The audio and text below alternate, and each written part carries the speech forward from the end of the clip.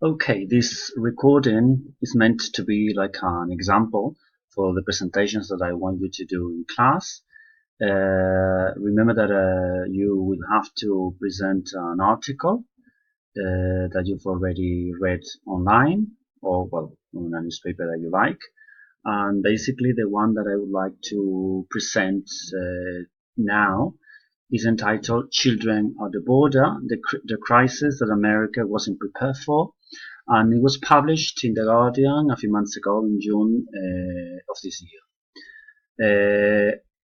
Overall, the article talks about the conditions of the immigrant families and children at the US-Mexican border.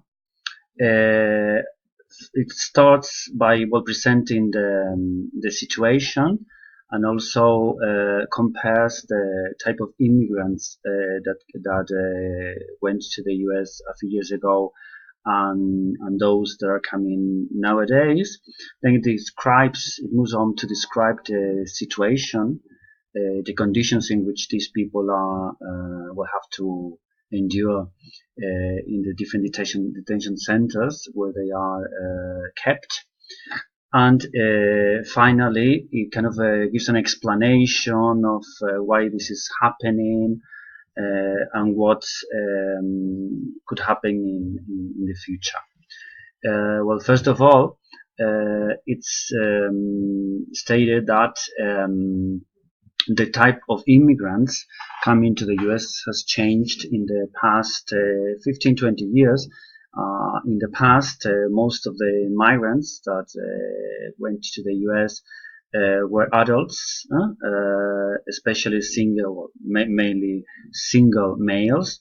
And in these last few years, because of the really bad conditions in Central America, what is happening now is that increasingly more families and children are actually coming to the country instead of just males.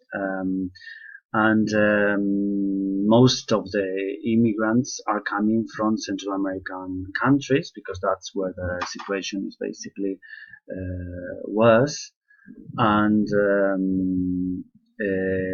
contrary to what is believed, and contrary to what the Trump administration is trying to make people believe, the number of immigrants that are actually entering the country has significantly dropped in the well, last years in comparison with what happened, for example, at the beginning of the century. Then we're given like a kind of description of the horrible conditions in which these families, and especially children, because the article focuses on how children feel really at the border, and it basically explains that the infrastructure, the facilities, and the processes that are that are in place right now were basically those designed for single males that came in the past. So the facilities are not adapted and not designed for these new type of migrants, especially children. And there's actually a law that forces, theoretically, to release these migrants, especially children, in the period of 72 hours from the time they are like detained, and basically they shouldn't be in these facilities for longer than these 72 hours. And what is happening that this rule, this law, is actually not being respected because the facilities and the personnel are not really prepared for that. And there are several NGOs, non-profit organizations, that are basically looking into this situation, and they have found that a majority of migrants have actually spent several weeks, actually more than 2 weeks, in these detention centers. and apparently they are not really under the healthy, safe sanitary conditions that they should have, especially because of a legal protection that is actually called the Flores Agreement, that forces the government to maintain these kind of conditions. As a consequence of this, several minors, actually 5 people, have died in this, in American custody at the border.